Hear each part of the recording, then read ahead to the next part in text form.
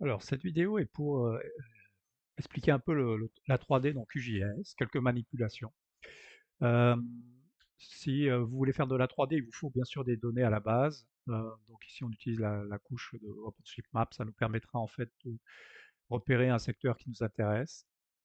Et si on veut de la 3D, il nous faut un modèle numérique de terrain, quelque chose qui s'apparente à ça.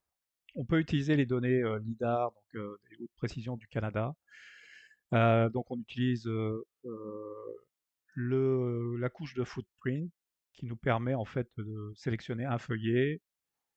Donc quand on a une zone qui nous intéresse, comme ici par exemple, la zone nous intéresse, on va aller chercher l'information sur la couche. On va se mettre ici, voilà. Et ici vous avez l'occasion d'aller chercher le lien vers l'image donc modèle numérique de terrain ou modèle numérique de surface.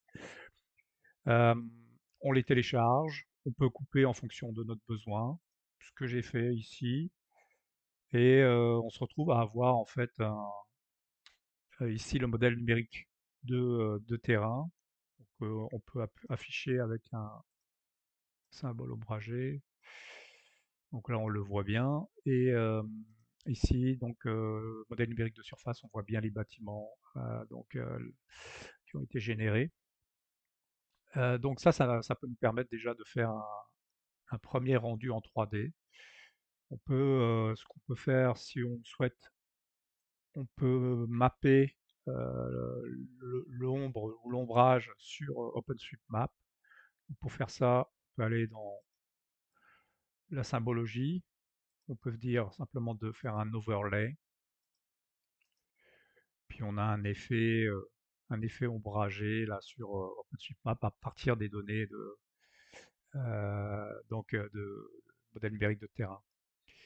Si on veut faire de la 3D, alors on peut aller chercher la vue 3D,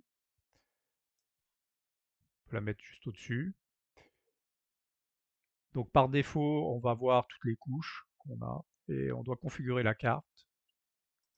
Donc la vue, en fonction du terrain, nous ce qui nous intéresse au niveau du terrain, ben, c'est d'utiliser la couche de modèle numérique de terrain, donc DTM, et on applique. On peut faire des exagérations aussi au niveau de l'altitude, on peut laisser normal. Puis voilà, on a alors ici une vue 3D, donc on voit le relief avec OpenStreetMap qui est mappé dessus, donc ce qui est parfait. Voilà.